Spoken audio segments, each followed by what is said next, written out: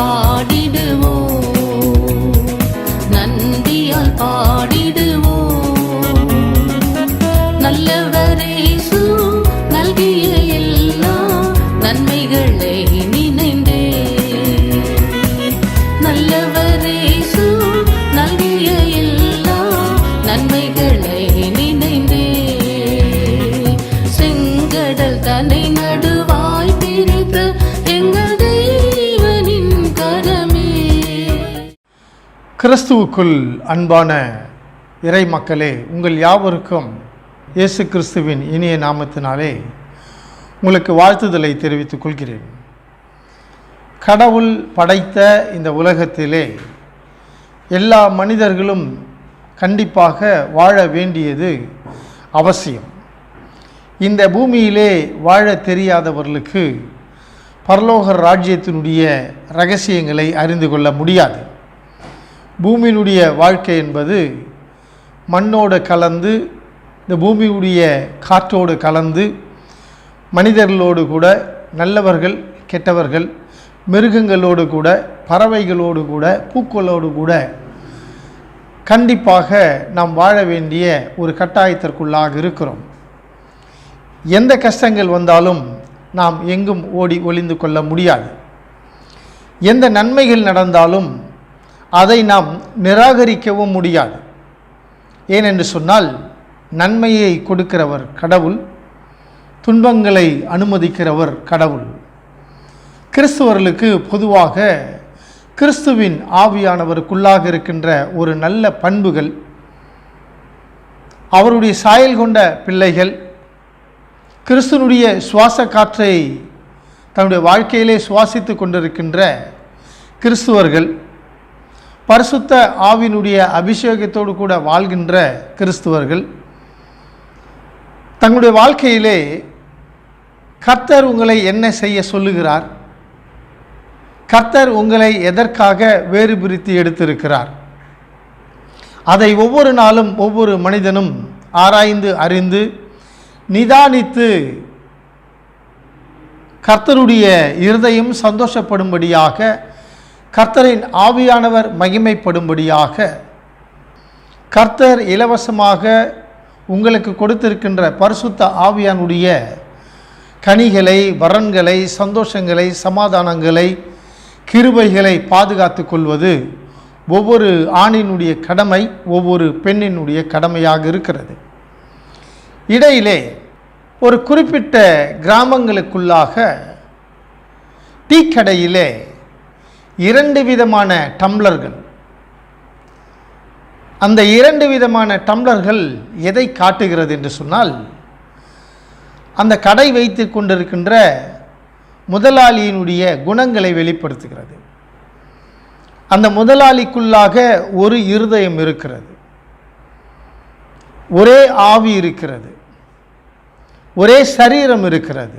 ஆனால் இந்த முதலாளிக்கு, அந்த உரிமையாளருக்கு, அந்த டீ கடைக்காரருக்கு 2 விதமான குவளைகளை, டம்ளர்களை வைத்து கடை நடத்த வேண்டும். ஒரு கிராமத்தை 2ஆக பிரித்து பார்க்க வேண்டும் என்கின்ற ஒரு பயிற்சியை, ஒரு கட்டாயத்தை யார் சொல்லிக் கொடுத்தார்கள்? இந்த டீ கடைக்காரனுடைய பள்ளிக்கூடத்தினுடைய ஆசிரியர்களை நாம் குற்றப்படுத்தலாமா? இந்த டீ கடைக்காரனுடைய பெற்றோர்களை குற்றப்படுத்தலாமா? அல்லது அவன் வணங்கி வந்த அந்த தெய்வங்களை குற்றப்படுத்தலாமா? இந்த 2 டம்ளர்கள் என்பது அந்த மனிதன் வணங்கி வருகின்ற கடவுள் கற்றுக் கொடுத்ததா? எந்த ஒரு தீமைகளையும் கடவுள் கற்றுக் கொடுப்பதே கிடையாது. தீமை என்பது பிசாசினால் கொண்டு வரப்படுகின்ற ஒரு காரியம்.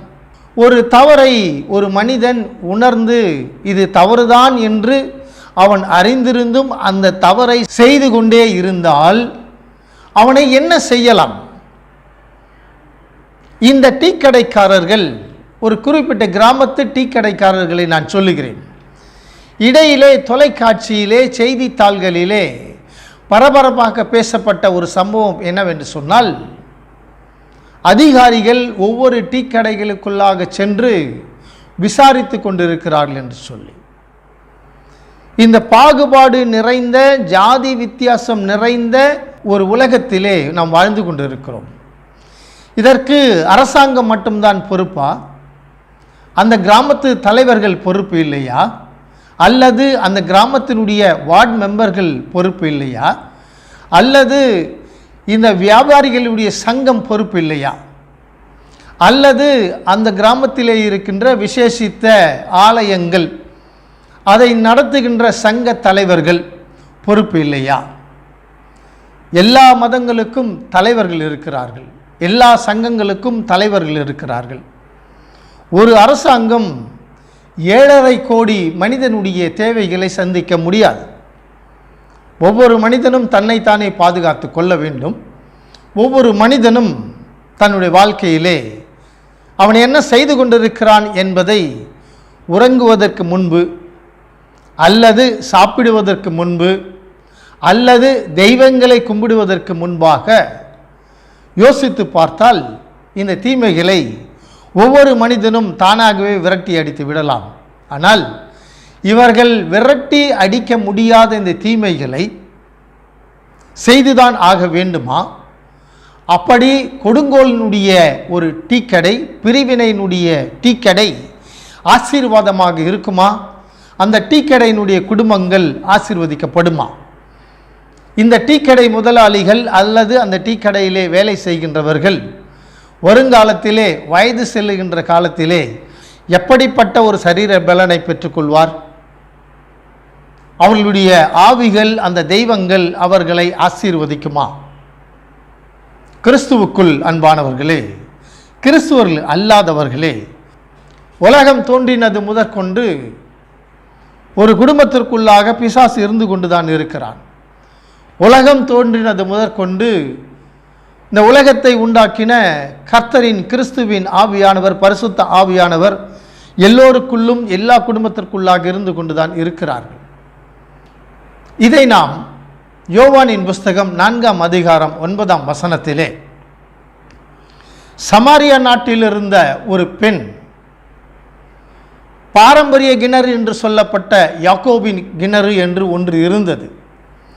அந்த யாக்கோபின் கிணறிலே யார் எந்த நேரத்தில் தண்ணீர் எடுக்க வேண்டும், யார் அந்த கிணற்றிலிருந்து தண்ணீர் மொள்ளக்கூடாது என்பதை அந்த கிராமத்திலே வாழ்ந்து வந்த சமாரியாவிலே பிறந்தவர்கள், எருசலேமிலே பிறந்த யூதர்கள் திட்டம் தீட்டினார்கள். எருசலேமிலே வாழ்ந்தவர்கள் தங்களுடைய வாழ்க்கையை மாற்றிக்கொள்வதற்காக, வியாபாரத்திற்காக இந்த சமாரியாவுக்கு வந்தவர்கள். அந்த யூதர்களுடைய கலாச்சாரங்களும் பாரம்பரியங்களும் இந்த சமாரியா நாட்டிற்குள்ளாக நுழைந்தது. அதனால் சமாரியாவிலே இருந்தவர்கள் எல்லோரும் நல்லவர்கள் என்று சொல்லிவிட முடியாது. ஒரு மனிதன் ஒரு சட்டத்தை கொண்டு வருகிறான் என்று சொன்னால் அதை யோசித்து பார்த்து ஏற்றுக்கொள்ளலாமா, ஏற்றுக்கொள்ளக்கூடாதா, இதை செய்யலாமா அல்லது செய்யக்கூடாதா என்பதை தீர்மானிக்கின்ற ஒரு குணம் சமாரியா நாட்டில் இருந்தவர்களுக்கும் இருந்தது. இன்றைக்கும் இந்திய நாட்டிலே இருக்கிற, தமிழ்நாட்டிலே இருக்கின்ற கிராமங்கள், பட்டணங்கள், நகரங்கள், சீமை பட்டணங்களில் இருக்கின்ற எல்லா வாலிப பிள்ளைகளுக்கும் தீர்மானிக்கின்ற ஒரு அதிகாரம் உண்டு. இந்த யோவான் 4ஆம் அதிகாரம் 9ஆம் வசனத்திலே இயேசுவுக்கு ஒரு ஆலோசனையை சொல்லுகின்ற ஒரு பெண், நான் சமாரியா இனத்தை சார்ந்த ஒரு பெண், நீ யூத குலத்தை சார்ந்த யூத ஒரு மனிதன், உனக்கு ஒரு விஷயம் தெரியவில்லை, சமாரியர்களும் யூதர்களும் என்றைக்கும் ஒன்றாக சேர்ந்த சரித்திரம் கிடையாது. நான் தண்ணீர் மொள்ளுவதற்கு இந்த கிணற்றுக்கு வரும் பொழுதே நான் குடத்தோடு கூட வந்திருக்கிறேன். கிணறு ஆழமானது, எனவே என்னிடத்தில் கயிறு உண்டு, குடமும் உண்டு. உன்னிடத்திலே அந்த குடத்தை கட்டி தண்ணீர் மொள்ளுவதற்கு கயிறும் இல்லை, தண்ணீரும் இல்லை. யூதனாகிய நீ சமாரிய நாட்டினுடைய பெண்ணாகிய என்னிடத்திலே தண்ணீர் கேட்கலாமா? கேட்கக்கூடாது. நானும் பாத்திரத்தை கொடுக்கலாமா? நீ தண்ணீர் மொள்ளுவதற்கு, தண்ணீர் கொடுப்பதற்கு நான் கொடுக்கக்கூடாது. இரண்டையும் தெளிவாக பேசுகின்ற ஒரு பெண்மணியை இங்கே பார்க்கலாம். இது இயேசுவுக்கு தெரியாதா? இயேசுவுக்கு நன்றாக தெரியும்.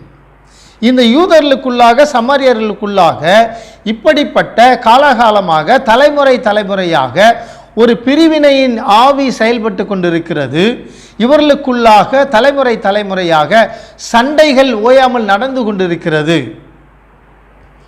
ஏனென்று சொன்னால் இயேசு கிறிஸ்துவுடைய அழைப்பு என்பது பிரிந்திருக்கின்ற இருதரத்தாரை ஒன்றாக சேர்க்கின்ற ஒரு அபிஷேகத்தின் பரிசுத்த ஆவியானவர் அவருக்குள்ளாக இருக்கிறார். அவருக்கு பெயர் சமாதான பிரபு என்று பெயர். சமாதானத்திற்கு வேரூன்றி வளர்ந்திருக்கின்ற ஒரு பரிசுத்த ஆவியானவர்.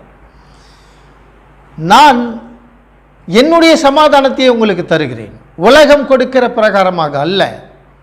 எப்பொழுதுமே ஒரு கிராமத்திலே சண்டை வந்தால், கோயில் திருவிழாக்களிலே ஜாதிகளின் அடிப்படையிலே சண்டைகள் வந்தால், அங்கே போலீஸ்காரர்கள் அல்லது கலெக்டர் அல்லது மத தலைவர்கள் சமாதானம் பண்ணுவார்கள். ஆனால் அந்த சமாதானம் அடுத்த ஆண்டு திருவிழாவிலே காணாமல் போய்விடும். எனவே தான் இயேசு கொடுக்கின்ற ஒரு ஒற்றுமை, ஒரு ஐக்கியம், ஒரு அன்பு, ஒரு சமாதானம் இந்த உலகத்திலிருந்து பிறப்பதல்ல, பரலோக ராஜ்யத்திலிருந்து பிறக்கின்ற ஒன்று. இந்த உலகத்தை உண்டாக்கின கர்த்தரின் ஆவியானவர் இலவசமாக கொடுக்கின்ற ஒரு சமாதானம். நன்மையும் தீமையும் இந்த உலகத்திலே நிறைந்திருக்கிறது. இந்த நன்மையும் தீமையும் யாருக்கு? ஒரு குடும்பத்து மனிதர்களுக்கு, ஒரு கிராமத்து மனிதர்களுக்கு, ஒரு பட்டணத்து மனிதர்களுக்கு, ஒரு தேசத்தினுடைய மனிதர்களுக்கு, இந்த உலகத்தினுடைய வாழ்ந்து கொண்டிருக்கின்ற மனிதர்களுக்கு கடவுள் நன்மையும் தீமையும் கொடுத்திருக்கிறார். அதை பகுத்தறிந்து செயல்படுத்துவது யார்?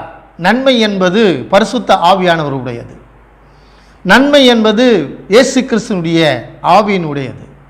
தீமை என்பது பிசாசினுடைய கிரியைகள். இந்த நன்மையும் தீமையும் ஒரு மனிதனுடைய இருதயத்திற்குள்ளாக இருந்துதான் புறப்படும் என்று இயேசு சொல்லுகிறார். இருதயத்திற்குள்ளாக இருந்து விபச்சாரம், பொய், திருட்டு, களவு, இவைகளெல்லாம் கொலைவெறிகள், கொள்ளையடித்தல், ஜாதி பிரிவினை பார்ப்பது, மனிதனை கொடுமைப்படுத்துவது, மனிதனை அடிப்பது, மனிதனை சந்தோஷமாக வாழ விடாமல் துன்பத்திலும் இருளிலும் பசியிலும் பஞ்சத்திலும் வாழ வைப்பது யார் என்று சொன்னால் பிசாசு. பிசாசு அதே இருதயத்திற்குள்ளாக, உன்னுடைய இருதயத்திற்குள்ளாக, என்னுடைய இருதயத்திற்குள்ளாக இருந்து புறப்படுவது சாந்தம், நீடிய சாந்தம், பொறுமை, இச்சை அடக்கம், மாறாத ஒரு அன்பு, நிலைவரமான ஒரு மகிழ்ச்சி நம்முடைய இருதயத்திற்குள்ளாக இருந்து புறப்படுகிறது.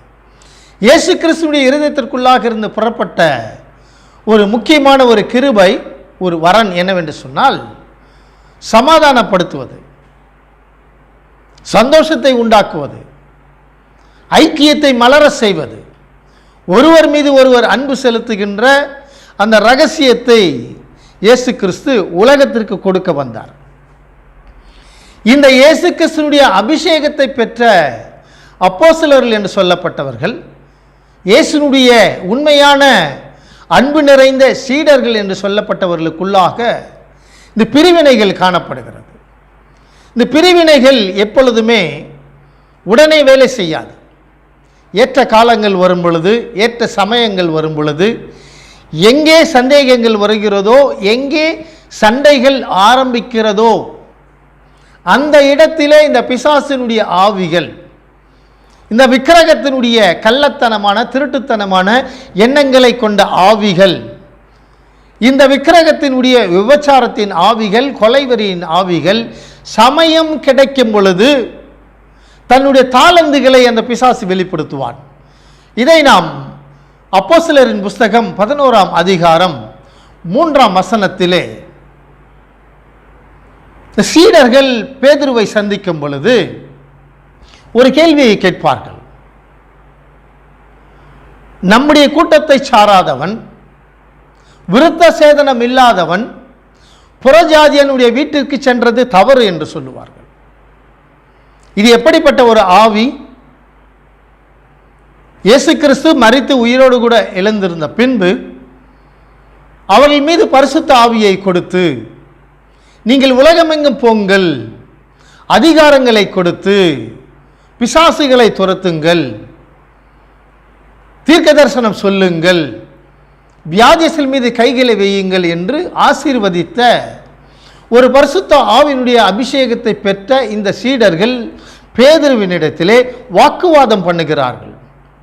What is right, what is wrong? You are not a worthy man among the disciples. You are not a worthy man among the apostles. You are not a worthy man, the Holy Spirit anointing. நீ செய்தது தவறு என்று சொல்லுவார்கள். புறஜாதியான் வீட்டிற்கு போனது தவறு. அதை காட்டிலும் அந்த புறஜாதியான் வீட்டிலே நீ சாப்பாடு சாப்பிட்டது மிகப்பெரிய குற்றம் என்று பேதுருவினிடத்திலே வாக்குவாதம் செய்தார்கள். பேதுருவினிடத்திலே அவர்கள் சண்டை போட்டார்கள்.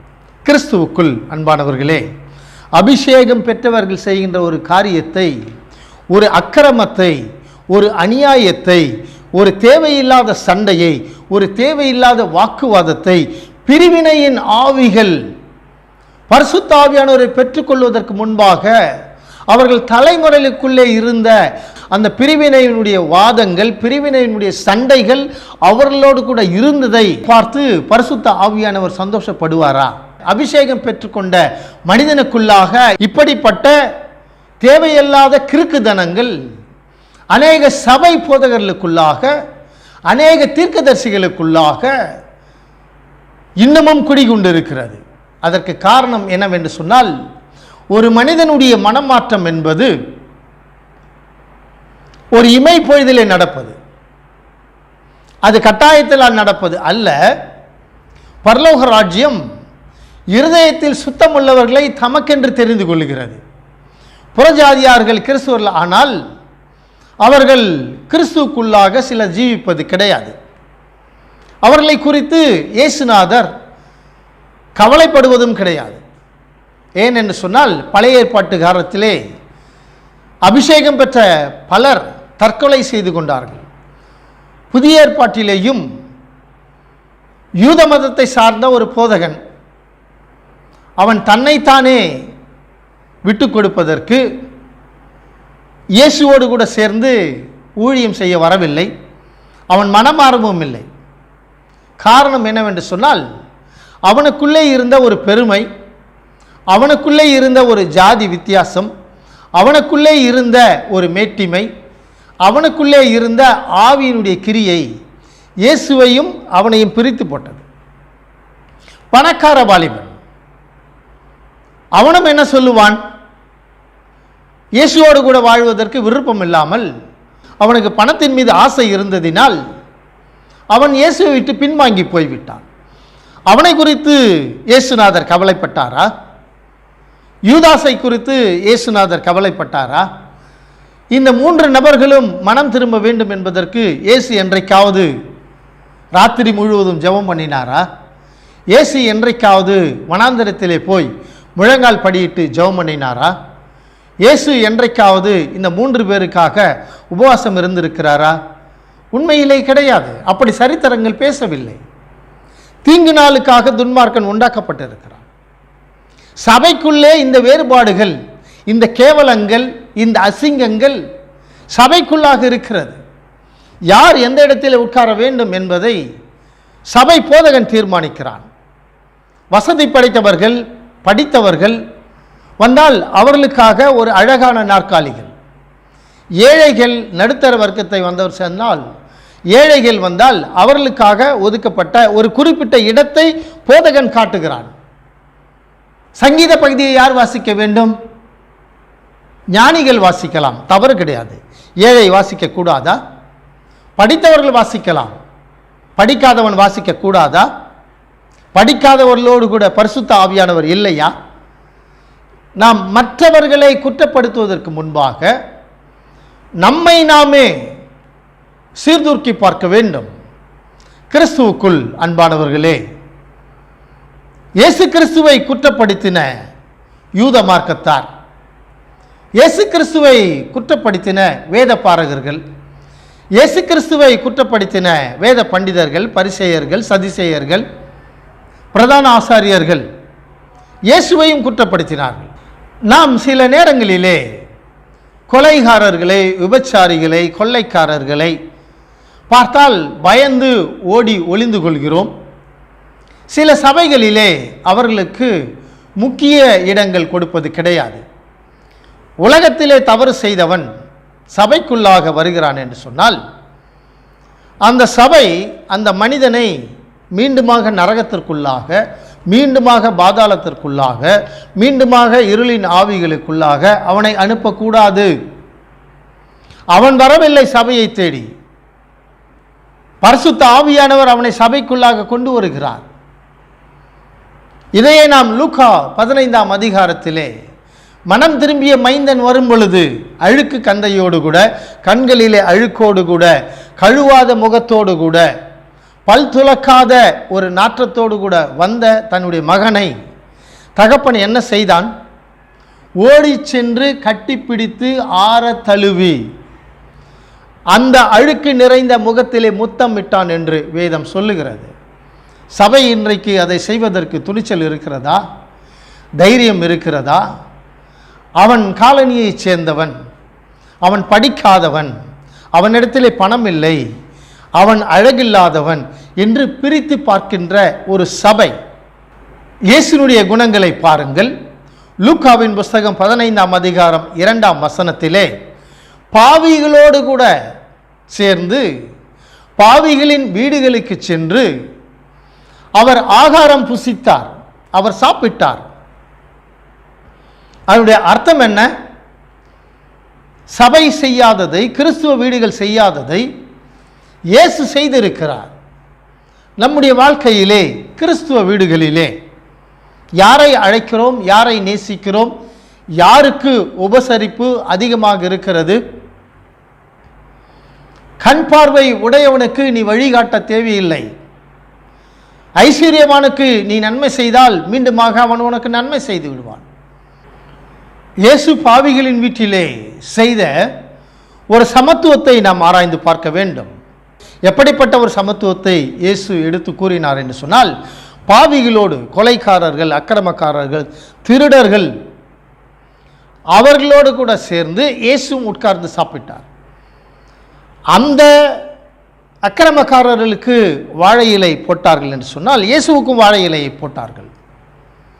அவர்களுக்கு கார் குழம்பு அல்லது கருவாட்டு குழம்பு அல்லது சிக்கன் குழம்பு இயேசுவுக்கும் கொடுத்தார்கள்.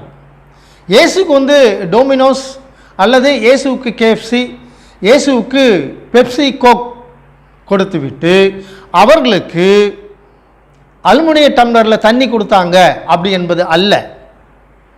இயேசுனுடைய சமத்துவம் எங்கே இருக்கிறது? இந்த சமத்துவம் சபைகளுக்குள்ளாக இருக்கிறதா? ஏதாவது விருந்துகள் என்று சொன்னால் ஏழைக்கு ஒரு டேபிள், பணக்காரர்களுக்கு ஒரு டேபிள், படித்தவர்களுக்கு ஒரு டேபிள். அங்கு வேறு ஒரு ரகசியமான ஒரு ஆகாரம் இருக்கும். முதல் நாளிலே அவர்கள் அழைக்கப்படுவார்கள். இந்த வேலைக்காரர்கள், பணம் இல்லாதவர்கள், தரித்திரவாசிகள், வீட்டு வேலை செய்கிறவர்களுக்கு 7ஆம் நாளிலே அழைக்கப்படுவார்கள். இது யூதர்களுக்குள்ளாக இருந்த ஒரு பாரம்பரியம். இதை நாம் யோவான் 2ஆம் அதிகாரம் கானானிய கல்யாணத்திலே நாம் அதை படித்து புரிந்து கொள்ளலாம். எங்கே குறைவுகள் காணப்படுகிறதோ அதை சமத்துவமாக மாற்றுகிறவர் கர்த்தரின் ஆவியானவர். அங்கேதான் தண்ணீர் திராட்சரசமாக மாற்றப்பட்டது. முதல் நாளிலே கொடுத்த அந்த தண்ணீர் திராட்சரசத்தை காட்டிலும் 7ஆம் நாளிலே கொடுக்கப்பட்ட அந்த யூத பாரம்பரியத்தினுடைய ருசியானது, திராட்சரசத்தினுடைய ருசியானது மிகுந்த ருசியாக இருந்தது என்று சாட்சிகள் பேசப்பட்டது. கிறிஸ்துவுக்குள் அன்பானவர்களே, நாம் வாழ்கின்ற கிராமங்களிலே நாம் சமநிலையிலே சமத்துவமாக வாழ்ந்து கொண்டு இருக்கிறோமா? எப்படிப்பட்ட சமத்துவம் நமக்குள்ளாக ஜீவித்து கொண்டிருக்கிறது? நீங்கள் பிரிவினையோடு கூட ஒரு மனிதனுக்கு வஸ்திரம் கொடுத்தால் அதை பரலோக ராஜ்யம் ஏற்றுக்கொள்வது கிடையாது. நீங்கள் பாரபட்சமாக ஒருவனுக்கு பசியை ஆற்றுவதற்கு ஆகாரம் கொடுத்தால் அதை இயேசு உங்களிடத்திலே ஆசீர்வதிப்பதும் கிடையாது. நாம் பிரிவினையோடு கூட ஒரு மனிதனை தூரமாக நிற்க வைப்போம் என்று சொன்னால் அங்கே பரலோக ராஜ்யம் கிடையாது. நம்முடைய வாழ்க்கையிலே கற்றுக்கொள்ள வேண்டியவைகள், கற்று தேர வேண்டியவைகள் இன்னும் அநேகம் இருக்கிறது. இந்த வார்த்தைகளை கேட்டுக்கொண்டிருக்கிறவர்களே, இந்த நாளிலே என்ன முடிவை நீங்கள் எடுக்கப் போகிறீர்கள்? இயேசு எல்லோரையும் சமமாக பார்த்து அவர்களுக்கு சமாதானத்தை உண்டு பண்ணும் ஒரு அபிஷேகத்தோடு கூட அவர் ஊழியம் செய்தார். இன்றைக்கும் ஊழியக்காரர்களாகிய நாம் பிரிவினை, ஜாதி, பாகுபாடு, தீட்டு என்று நாம் சபைகளுக்குள்ளே பார்ப்போம் என்று சொன்னால் உடைய கண்களிலே நோய்கள் வரும். இப்படிப்பட்ட நோய் கொண்ட மனிதர்கள் உலகத்திலே வாழ்ந்தார்கள் என்று சொல்லி 1 தீமோத்தேயு 6ஆம் அதிகாரம் 4ஆம் வசனத்திலே சொல்லியிருக்கிறார்கள். நோய் கொண்ட மனிதர்கள் மனிதனை சபிக்கவில்லை என்று சொன்னால், மனிதனை தூரமாக நிற்கவில்லை என்று சொன்னால், மனிதனை கொடுமைப்படுத்தவில்லை, அடிமைப்படுத்தவில்லை என்று சொன்னால் அவர்களுக்கு தூக்கமே வராது. ஏன் என்று சொன்னால் அவருடைய ஆவியிலே ஒரு நோய் இருக்கிறது. அப்படிப்பட்ட நோய் உனக்குள்ளாக ஜீவித்து கொண்டிருக்கிறதா? திருவிருந்து எடுக்கும் பொழுது அதை உணர்ந்து மனம் திரும்பி இயேசுவின் இரத்தத்தை நீ பருகும் பொழுது, இயேசுவின் சரீரத்தை நீ உட்கொள்ளும் பொழுது நிதானித்து யோசித்து மனம் திரும்பு. இது எல்லா கிறிஸ்துவர்களுக்கும் கிறிஸ்துவ வேதம் சொல்லுகின்ற இயேசு உண்டாக்கின ஒரு புதிய உடன்படிக்கை. கிறிஸ்துவுக்குள் அன்பானவர்களே, என்னுடைய வாலிப நாட்களிலிருந்து கர்த்தரின் ஆவியானவர் இயேசு எனக்கு கொடுத்த ஊழியம் தொழுநோயாளிகள் மத்தியிலே ஊழியம் செய்வது. அவர்களுக்கு தேவையான அந்த கஞ்சி, அந்த பஞ்சு அவருடைய வாழ்க்கைக்கு ரொம்ப அவசியம். ஏனென்று சொன்னால் அந்த பழைய சாதம் மனிதனுடைய சரீரத்தை குளிர்ச்சியாகும். ஆண்டவர் என்னிடத்திலே பேசின ஒரு வார்த்தை, ஏசாயாவின் புஸ்தகம் 40ஆம் அதிகாரம் 1ஆம் வசனம், ஆற்றுங்கள் தேற்றுங்கள் என் ஜனத்தை என்று சொல்லி. இந்த மலை அடிவாரத்தில் வாழ்கின்ற மக்கள் கூட கர்த்தருடைய பிள்ளைகள் என்று கர்த்தரின் ஆவியானவர் சொல்லுகிறவராக இருக்கிறார். அவருடைய சரீரங்களிலே இருக்கிற அந்த புண்கள், இந்த புண்கள் சில நேரங்களிலே பெரியதாக வளர்ந்துவிடும். அப்படி இந்த புண்கள் தொடர்ந்து வளர்ந்து கொண்டே இருந்தால் அது கேன்சர் ஸ்கின்னா மாறிடும் அல்லது அல்சர் ஸ்கின்னா மாறிடும். சில நேரங்களிலே இந்த புண்களின் மூலமாக அவருடைய எலும்புகள் கூட கெட்டுவிடும். அந்த புண்கள் சீக்கிரமாக ஆற வேண்டும் என்று சொன்னால் சில ஆன்டிபயாட்டிக் டேப்லெட்லாம் நமக்கு தேவை. சிலர் தினம் கட்டுப்போட வேண்டும், வாரத்திற்கு 2 முறை கட்டுப்போட வேண்டும், அல்லது வாரத்திற்கு 1 முறை, மாதத்திற்கு 2 முறை கட்டுப்போட வேண்டும். அன்பின் பிள்ளைகளாக இருக்கிற நீங்கள், கிறிஸ்துவை நேசிக்கின்ற நீங்கள், இவர்களையும் நேசிங்கள். இந்த திக்கற்றவர்கள், இந்த அனாதைகள், இந்த ஏழைகள், ஒதுக்குப்புறத்திலே தீண்டாமை என்கின்ற பெயரினாலே ஒதுக்கப்பட்டிருக்கின்ற இந்த தொழுநோயாளிகளுக்கு ஒரு ஒற்றுமை உண்டு. எல்லா மதத்தினரும் ஒன்றாக இருப்பார்கள். இந்தியாவில் இருக்கிற எல்லா மொழி பேசுகிறவர்களும் ஒன்றாக இருப்பார்கள். இந்தியாவில் இருக்கிற எல்லா ஜாதி கொண்ட மக்களும் ஒரே இடத்திலே தான் இருப்பார்கள். இந்த ஒற்றுமை வேறு எங்கும் நீங்கள் பார்க்க முடியாது. ஊர் என்றும் காலனி என்றும் பிரிந்திருக்கும். ஆனால் அங்கு அப்படி அல்ல, காலனி மட்டும்தான் அங்கு இருக்கும். எனவே நம்முடைய அன்பை பகிர்ந்து கொள்வது, நீங்கள் கொடுக்கின்ற பொருட்களை சுமந்து செல்வதற்கு, அவர்களுக்கு கொடுப்பதற்கு நான் காத்து கொண்டிருக்கிறேன். நீங்கள் பொருளாக வாங்கி அனுப்புங்கள். முடியாதவர்கள் நீங்கள் பணமாக அனுப்புங்கள். எங்களுக்கு கூகுள் பே இருக்கு, பேங்க் அக்கௌண்ட் இருக்கு, போன்பே இருக்கு. தயவுசெய்து நீங்கள் அவைகளிலே நீங்கள் அனுப்புங்கள். நீங்கள் கொடுக்கிற பணங்களிலே தேவையான பொருட்களை வாங்கி நாம் அவர்களை சந்தோஷப்படுத்தும் போது பரலோக ராஜ்யம் சந்தோஷப்படும். அப்பொழுது பரலோக ராஜ்யம் உங்களுடைய உதவியை நினைத்து உங்களுக்கு தேவையான சுகம், சமாதானம், சந்தோஷத்தை இயேசு உங்களுக்கு கொடுக்க காத்து கொண்டிருக்கிறார். அவர் கொடுக்கிற அன்பிலிருந்து நீங்கள் உங்களுடைய வாழ்க்கையை மலர செய்ய ஆண்டவர் உங்களை அழைக்கிறார். இயேசு உங்களை ஆசீர்வதிப்பாராக. ஆமென். நந்தியால் பாடிடுவோம், நந்தியால் பாடிடுவோம்.